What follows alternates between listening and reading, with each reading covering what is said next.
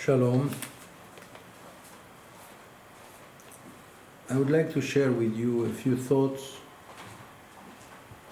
that have to do, some of it will be about the Parashat that we already read last Shabbat, Parashat Vayetzeh, and probably we will touch a little bit in the coming Parashat Vayishlach, since both of them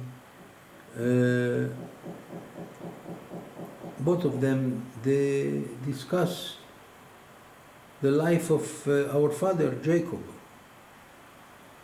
Our father Yaakov Avinu was a great man. Not only that, he was so great that our sages decided that he is the choicest of all our forefathers. Now, no one can be really greater than Avraham Avinu, our father Abraham. Our father Abraham was a giant of giants. He is the one who brought to the world the knowledge of God in a time in which it was inconceivable. In such a time in which in every house there is another god, an idol of some kind. And here comes Avraham, and he brings the knowledge that there is only one God. The oneness of God was brought to the world only by our father Abraham. And then his son Yitzchak, the father of the Jewish people, as it says in the Torah, Ki beYitzchak yikare lecha zara.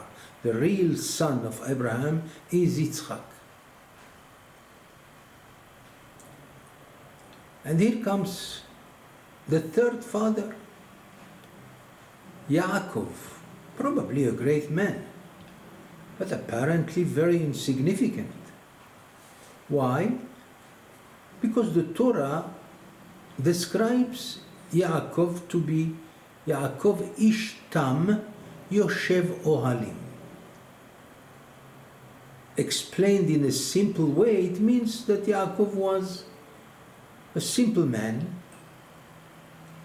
However, we explain that tam means pure in all his deeds. And that, of course, that puts him on the top. Because our father Abraham gave us a problem, Ishmael. Today we understand what is Ishmael, what we are going through with Ishmael. Yitzchak also, as great as he was, but he gave us also another problem, Esav. And the Talmud says, Halacha Esav soneh leYaakov. It is a law of nature that Esav hates Jacob. Jacob is the Jewish people, and Esav is the modern world, the Christian world. Now we understand what is this hatred. This hatred is not something that was in a very limited time. It was forever.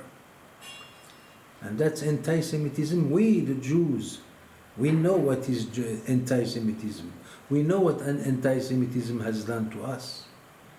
But Yaakov, with all his natural simplicity, he brought to the world 12 tribes that make up the Jewish people. And therefore our sages said that Yaakov is the choicest of all our forefathers. Nevertheless, let's keep in mind that he behaved in a simple way. Yaakov ish tam yoshev ohalim. He sits in the tents. Of course, the real meaning is the tents of Torah, that he was a learned person, person who spent 12 years in a certain yeshiva which was unknown except to a very, very special kind of people. And the yeshiva is known as the yeshiva of Shem and Ever. Nevertheless, Yaakov was not the man of fame. He was not known very much. Therefore, the Torah is going to tell us one word from which we are going to understand the description of a person. It says, Vayetzeh Yaakov miBe'er Shava. Vayelech Harana. Yaakov left, came out from Be'er Sheva, and he went to Haran. And of course the question that very explosive, and it jumps to your face, and is, why do I need to know that he came out from Be'er Sheva, since we know that he went to Haran, so we know automatically that he left wherever he was. But from this, our sages are teaching us a very great lesson. Mikan sheitziat hatzaddik osa roshem. From this we understand that even the coming out of the pure and righteous person is going to create an impression in the world, an impression of glory, of splendor, of light, which means wherever he is the light of the place. Once he leaves, immediately that light abandons the people there, and it goes away with the man.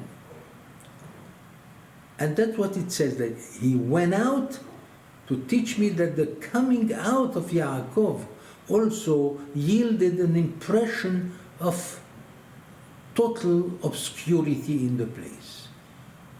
Which means everybody saw, oh my God, there was such a splendor yesterday. Who is this man that as soon as he left, we are in a somber place? But there is a question here that I would like to discuss. What about Abraham? He was a giant. And when he came out, why he doesn't say anywhere that which was said by the sages, Yetziat tzaddik osa roshem, that even when the pure man, when the righteous man leaves the place, he creates a feeling of emptiness, which means the light that he brought with him vanishes and it goes away with him. We don't see that. I mean, that he doesn't say anywhere about Abraham. He doesn't say anywhere about Yitzchak. And come on, we know that Abraham and Yitzchak were tremendous and great people. Abraham was known all over the world because of his deeds and the way he behaved with people and the kindness that he bestowed upon the people and the hospitality that he taught the world. So he was known. Even when he went to purchase Me'arat HaMachpelah, the place where he buried his wife Sarah, and he was named by Ephron, you are the man of God among us. So he was very famous. Doesn't say anywhere that when he left that kind of feeling, which means he was the light before and now there is no light in the world. Same thing with Yitzchak. He was a very rich man. Our sages said that the small things that he had were much more precious than the gold and all the good and precious things that Avimelech the king had. Which means he was richer than him, than Avimelech. And yet it doesn't say Yetziat HaTzaddik Osa Roshem vis-a-vis Yitzchak. It says that about Yaakov, who was at the time, he was very poor, because Eliphaz, the son of Esav, has taken everything away from him. That's how he saved his life. That's what the Midrash says, by the way. But the answer should be quite simple. The point is that the Torah wants to teach me what is the way of a true righteous man. A righteous man is not going to expect that a miracle should be done for him.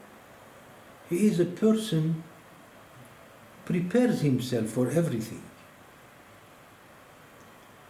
That the Torah wants to teach me that the man Yaakov is a great and very special man. That even though he is unknown, but if it is in a place for a very short time, it's already enough to bring about his great clarity, and the atmosphere changes around him to be an atmosphere of light and splendor and glory. Once he leaves, everyone who was there is going to feel the emptiness of the place. Why? Because that's what is to be a righteous man, a true righteous man. Same thing also when it comes to, it says in the Torah that Vayivga b'makom. Vayivga b'makom is suddenly arrived to a place. But the question is, why is it that the Torah is using the term Vayivga when it could say Vayavo, that he arrived to that place? It's because that was a place of danger in which animals could be there, could be endangering the life of a person, and he arrived there. So now Yaakov is preparing himself to spend the night in that place, and he's doing the best he can to protect himself by putting all the stones around him to be so that he can spend the night without being attacked. My question is, why this is so? I mean, this is not. We are not talking about a war. We're talking about a few stones around him. That's enough to stop the wild animal to attack him. But here again, something that a righteous man comes to teach me. The Torah teaches me that a real righteous man cannot expect any miracle. He does not regard himself as worthy of great miracles. So what does he do? He does the minimum, the best he can. The best he can is put a few stones around you. Maybe it will help to protect you against wild animals. Otherwise, it does not mean that he is really afraid, because he is not afraid really. However, he has to do the maximum that he can, or the minimum that he can, in order to show that he is not expecting miracles. So we understand that. Otherwise, there is here a question. Why should you tell me, if you tell me that he is afraid of wild animals, that would be degrading Yaakov, who is known as the perfect man. I mean, let's go through the history of the Jewish people. Let's talk about Daniel, when he was thrown by the king Nebuchadnezzar to the pit of lions, and the lions were starving. And yet, they surrounded Daniel without touching him. And he came out unharmed after a few days. So Yaakov cannot be less than Daniel. He is our father. He is greater. Or even if we go to the Talmud in Masechet Brachot on page 33, we will find the story of Rabbi Hanina ben Dosa, the man of great miracles. And he was able to save a certain place from a certain wild snake, a poisonous snake known as arod,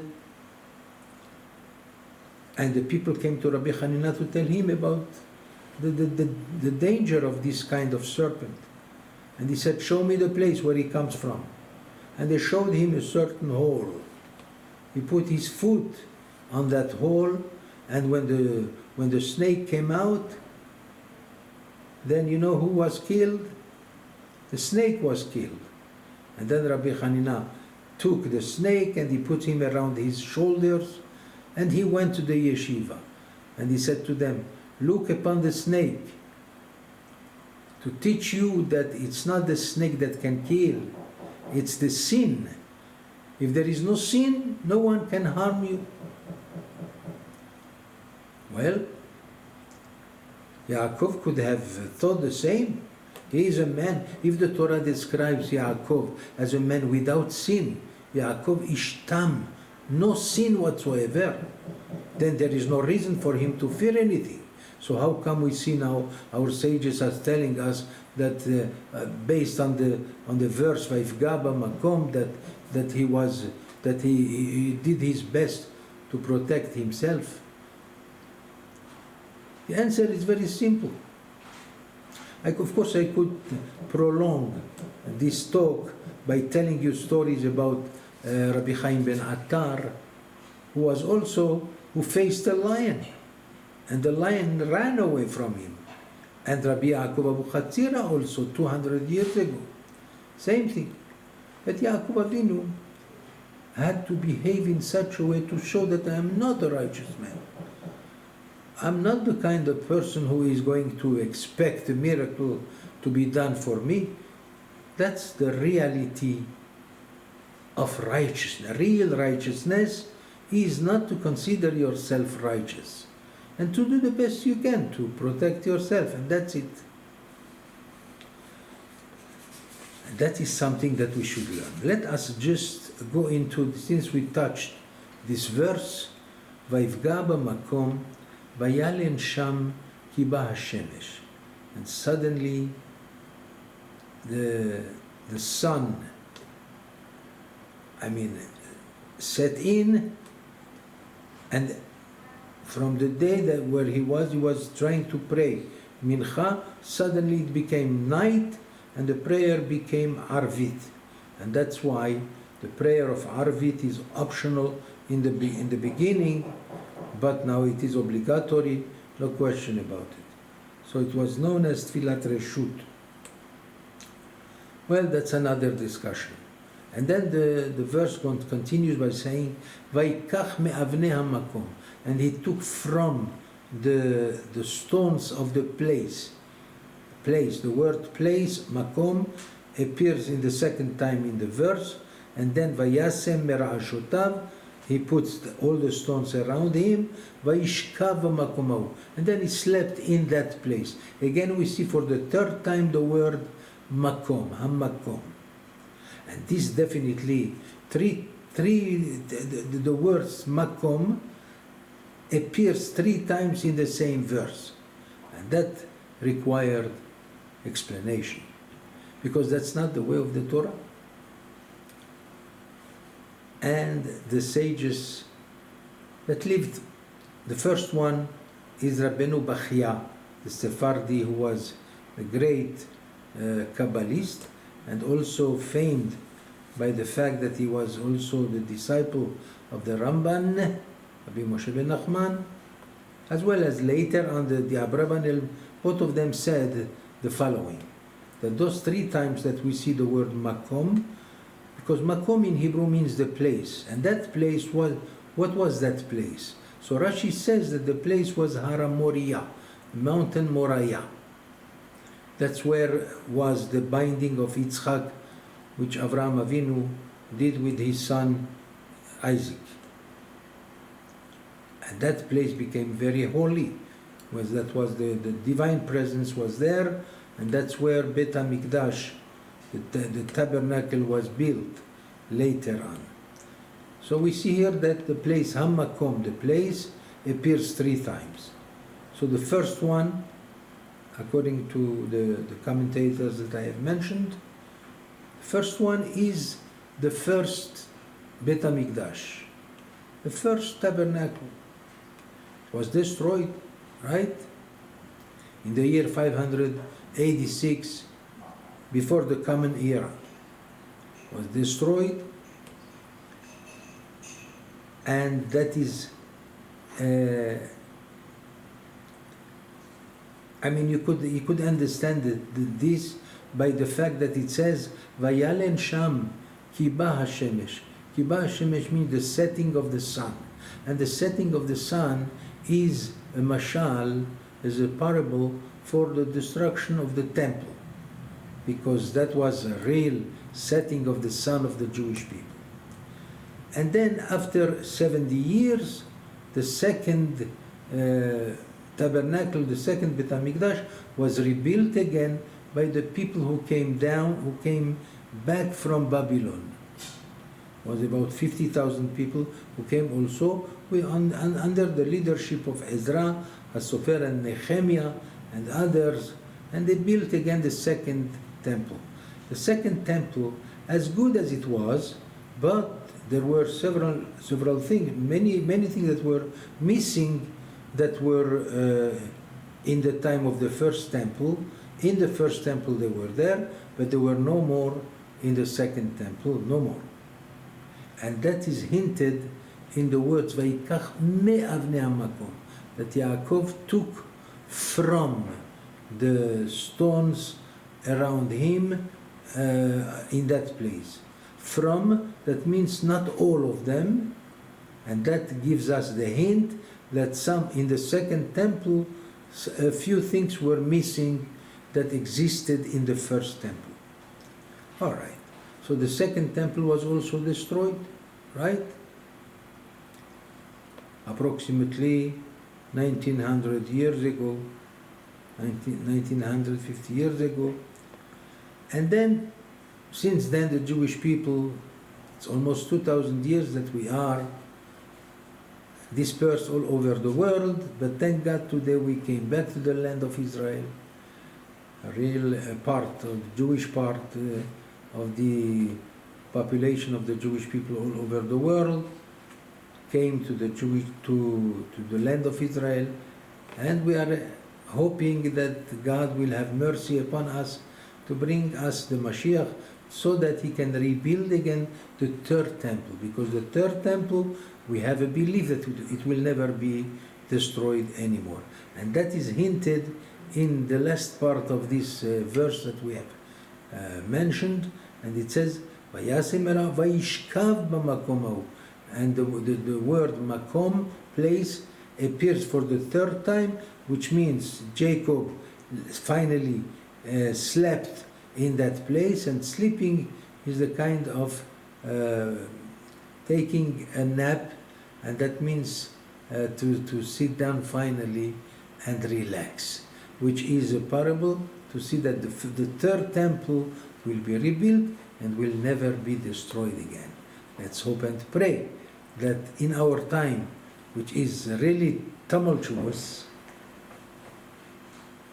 it is also a sign that things are happening, and Be'ezrat Hashem, we hope and pray that the third temple will be rebuilt again, and to see the final redemption of the Jewish people coming up to bring the light of the Jewish people to the world, as it's going to be hopefully soon. Shabbat Shalom.